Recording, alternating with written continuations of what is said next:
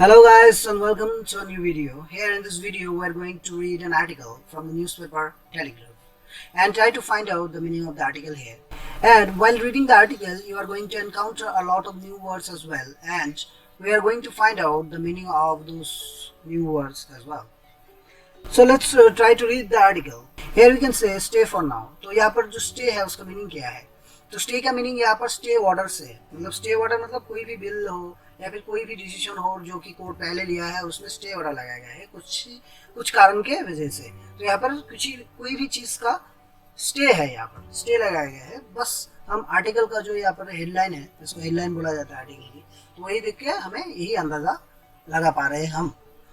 तो let's try to read and find out the meaning of the article. The interim stay imposed by the Supreme Court on the Calcutta High Court's order to cancel the appointments of over 23,000 teachers and non-teaching staff members appointed by the School Service Commission in 2016 doesn't mean a clean change. The interim stay, interim का meaning क्या है? यहाँ पर interim means for now or temporary.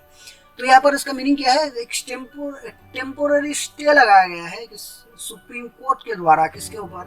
On the Calcutta high court's order, Calcutta high court के order के ऊपर, to cancel the appointments of over 23,000 teachers. तो Calcutta high court ने एक डिसीजन लिया था कि 23,000 टीचर्स को, पूरा पैनल को खारिज की जाए यहाँ पर, ठीक है? किसकी वजह से? एक करप्शन हुआ था, उसकी वजह से। हम लोग आगे पढ़ेंगे इस आर्टिकल में। एंड नॉन टीचिंग स्टाफ, सिर्फ टीचिंग स्टाफ ही नहीं, नॉन टीचिंग स्टाफ को भी members appointed by the school service commission, जिसको स्कूल सर्विस कमीशन ने के द्वारा जो एक एग्जाम हुआ था वहाँ पर वो लोग को नियोग किया गया था। कब? 2016 में। Doesn't mean a clean chit, एक क्लीन चिट नहीं है कि जो मतलब 23,000 टीचर्स को मतलब खारिज करने का जो एक डिसीजन ली गई थी कलकत्ता हाई कोर्ट के द्वारा, तो ये सुप्रीम कोर्ट अभी उसमें स्टे लगाया गया है। अभी 23,000 टीचर्स को मतलब बर्खास्त नहीं की जाएगी। तो इसका मतलब ये नहीं है कि उसको कभी भी बर्खास्त नहीं की जाएगी। तो इसका ये जो लाइन है doesn't mean a clean chit, इसका मतलब यही है। Although the Supreme Court's stay seemed to indicate that the three-judge bench led by the Chief Justice of India preferred to have the legitimate appointments separated from the irregular ones. तो यहाँ पर chief justice के द्वारा और दो जो जज है उनके द्वारा एक बेंच बैठाई गई थी और वहाँ पर एक सिद्धांत ली गई थी कि यहाँ पर सारे के सारे टीचर्स को मतलब बर्खास्त नहीं की जाएगी। जो टीचर्स मतलब लेजिटिमेट तरीके से अपॉइंटमेंट हुआ था उनको रखा जाएगा, और जो इरेगुलर तरीके से अपॉइंटमेंट हुआ था मतलब घूस देके, ब्राइब देके या फिर कोई भी सिस्टमेटिक फ्रॉड के द्वारा जो नियुक्त की गई थी उसको अलग की जाए, मतलब उसको सिर्फ बर्खास्त की जाए, और बाकी जो अच्छी तरीके से अपॉइंटमेंट हुआ था जिन लोगों को, उसको बर्खास्त ना की जाए। तो सीजीआई मेंशन्ड, क्या मेंशन किया था? सिस्टमेटिक फ्रॉड मेंशन किया इसको। Separating the lawful appointments was the first goal. तो यहाँ पर क्या फर्स्ट गोल क्या था? सुप्रीम कोर्ट ने कहा कि जो लॉफुल तरीके से अपॉइंटमेंट की गई थी उनको पहले अलग की जाए। Public jobs were scars and if this were malignant because of systematic fraud, people would lose faith। तो सुप्रीम कोर्ट ने ये भी कहा कि पब्लिक जॉब जो है अभी मतलब बहुत ही कम है, और इन सब जॉब में भी अगर malignant हो, मतलब malignant मतलब spoken about unfairly or in a bad way, तो अगर यहाँ पर भी कोई भी अनफेयर तरीके से नियोग हो तो लोग क्या करेंगे?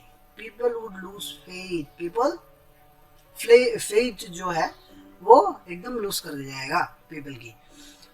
तो blanket sacking would be the last result. Blanket sacking तो एक साथ सारे के सारे जो लोग हैं उसको अगर हम नौकरी से बर्खास्त कर दे। सैकिंग का मतलब नौकरी से बर्खास्त करना होता है। यहाँ पर देखिए meaning, to dismiss someone from job और एनी पोस्ट। ओके, बर्खास्त कर दे, यही एक अंतिम तरीका रह जाएगा।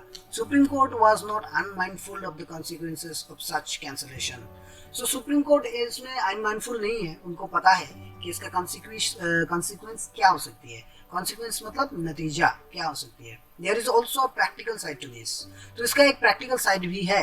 This last was part of the special leave petition of the West Bengal government to the supreme court. तो एक वेस्ट बंगाल गवर्नमेंट के द्वारा भी एक पिटिशन दी गई थी। पिटिशन मतलब आरजी, ऑफिशियल आरजी को हम पिटिशन बोलते हैं। आरजी दी गई थी सुप्रीम कोर्ट को, the school system in the state would be break down. तो उनको उनका क्या कहना था, वेस्ट बंगाल गवर्नमेंट का कहना था अगर हम सारे के सारे टीचर्स को 23,000 टीचर्स को ही बर्खास्त कर दे तो जो है स्कूल सिस्टम वो एकदम ध्वस्त पड़ जाएगा, मतलब ब्रेक डाउन हो जाएगा। But the irregular appointments were not to be spared. लेकिन जो इरेगुलर तरीके से अपॉइंटमेंट हुई थी जिनको, उसको मतलब छोड़ा ना जाए, उसको बर्खास्त की जाए। वंस वीडेड आउट, जब वीडेड आउट मतलब चुन चुन के निकालना कि ये जो है ये इरेगुलर तरीके से अपॉइंटमेंट हुआ था उन लोगों का। This candidates would have to leave and also return their salaries.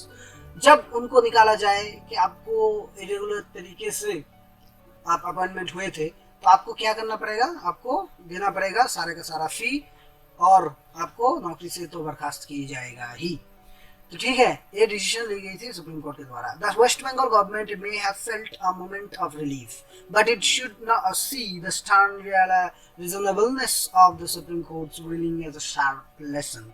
तो वेस्ट बंगाल गवर्नमेंट जो है वो may have felt a moment of relief, कुछ समय के लिए उनको रिलीफ हो सकता है मिल गया हो, लेकिन उसको एक लेनी चाहिए किसके तरीके से, एक शार्प लेसन के तौर पर लेनी चाहिए इस डिसीजन को सुप्रीम कोर्ट के फर्दर ए प्रोसीजर ना हो। So no procedure for identifying irregular appointments has been formulated yet. कोई भी procedure although West Bengal government के द्वारा अब तक नहीं ली गई है कि जिसको इरेगुलर मतलब जो अपॉइंटमेंट हो तो उनको वेटेड आउट करने के लिए कोई भी प्रोसीजर अब तक वेस्ट बंगाल गवर्नमेंट के द्वारा नहीं ली गई है। Perhaps it will emerge in the next hearing on July 16। हो सकता है कि ये कुछ और चीजें सामने निकल के आए। कब? नेक्स्ट हियरिंग जब होगी जुलाई 16 को। The court in spite of temporarily staying the wholesale sacking had incisive question for the SSC that suggested the possible roots of corruption. The court जो है टेम्पोररीली ये हो सकता है कि होलसेल सेकिंग को, मतलब होलसेल सेकिंग मतलब सबको बर्खास्त करना, ये जो है इसमें स्टे ऑर्डर लगा दी है। लेकिन कोर्ट ने एसएससी को एक क्वेश्चन पूछा, इंसिसिव क्वेश्चन। इंसिसिव मतलब डायरेक्ट। ये देखिए इंसिसिव का मीनिंग क्या है यहाँ पर। Incisive means sharp and clear in understanding और एक्सप्रेशन। शार्प एक एकदम क्लियर क्वेश्चन, क्लियर कट जो होता है एक वर्ड, तो क्लियर कट क्वेश्चन पूछा किसको, एसएससी को। Okay, that suggested the possible roots of corruption, जो ये corruption किया, ये corruption को होने में कैसे, आपने होने कैसे दिया, एसएससी को डायरेक्टली वो सुप्रीम कोर्ट क्वेश्चन पूछा। The bench even admonished counsel for bringing up the name of the former judge of the Calcutta High Court, Abhijit Gangopadhyay, who is now the Bharatiya Janata Party's Lok Sabha candidate from Tamilnadu। तो bench जो है वो supreme court के bench even एडमोनिस्ट किया। एडमोनिस्ट मतलब डांट लगाना। देखिए एडमोनिस्ट का मीनिंग क्या है यहाँ पर, टू वार्न और स्कॉल्ड समवन जेंटली और फर्मली, बट फर्मली। तो किसी को स्कॉल्ड करना, जेंटली करना लेकिन दृढ़ता के सहित, फर्मली उसको स्कॉल्ड किया। क्यों स्कॉल्ड किया काउंसिल को, कि आपने कैसे अभिजीत गंगोपाध्याय की नाम यहाँ पर उठाए, जो कि कलकत्ता हाई कोर्ट के चीफ मतलब कलकत्ता हाई कोर्ट के जो जज है उनका नाम है, आप कैसे उठा सकते हो, जो कि अभी भारतीय जनता पार्टी के लोकसभा कैंडिडेट है। Beside the Supreme Court ordered the Central Bureau of Investigation to continue investigating the scandal without doing anything precipitate। तो यहाँ पर उसके साथ साथ सुप्रीम कोर्ट ने ये ऑर्डर दिया सेंट्रल ब्यूरो ऑफ इन्वेस्टिगेशन को, यानी कि सीबीआई को, कि आप अपना इन्वेस्टिगेशन जारी रखें। तो जो भी स्कैंडल हुआ है विदाउट डूइंग एनीथिंग प्रिसिपिटेट, कोई भी मतलब अचानक कोई भी काम आप ना करें। प्रिसिपिटेट मतलब क्या है,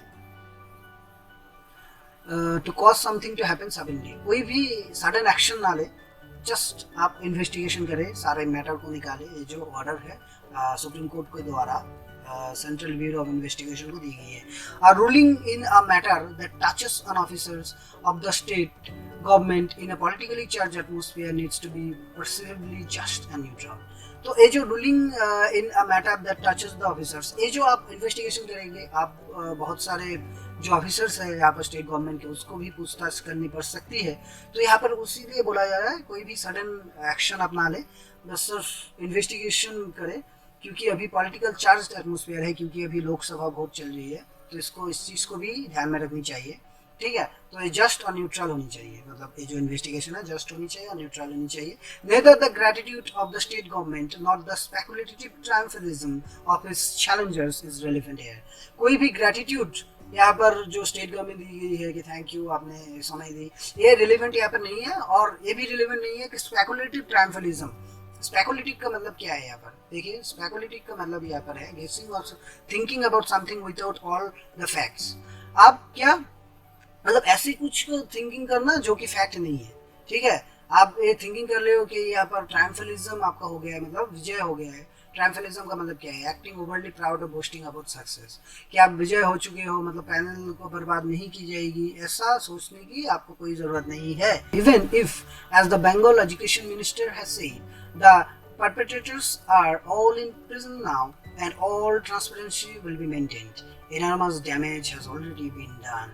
जो अभी बंगाल के एजुकेशन मिनिस्टर है, उन्होंने कहा है कि जो परपेट्रेटर्स है, परपेट्रेटर्स मतलब जो खराब व्यक्ति है, perpetrators people who commit a crime on wrong doings, जो इस क्राइम में शामिल है, ये जो अनफेयरली तरीके से जो ये रिक्रूटमेंट हुई है टीचर की वेस्ट बंगाल में, जो भी शामिल है इसमें, वो अभी प्रिजन में है, जेल की सजा काट रहा है। और जो ट्रांसपेरेंसी है, ट्रांसपेरेंसी मतलब स्वच्छता, कोई भी चीज़ में स्वच्छता विल बी मेंटेन की जाएगी। Enormous damage has already been done, जो डैमेज होना है वो तो हो चुका है, क्योंकि बहुत सारा ऐसा है जो कि पास अच्छी तरीके से किया था एसएससी में और उसका नौकरी नहीं हुआ, और जो कोई भी मेहनत नहीं की उनको पैसे देके नौकरी हो गई है।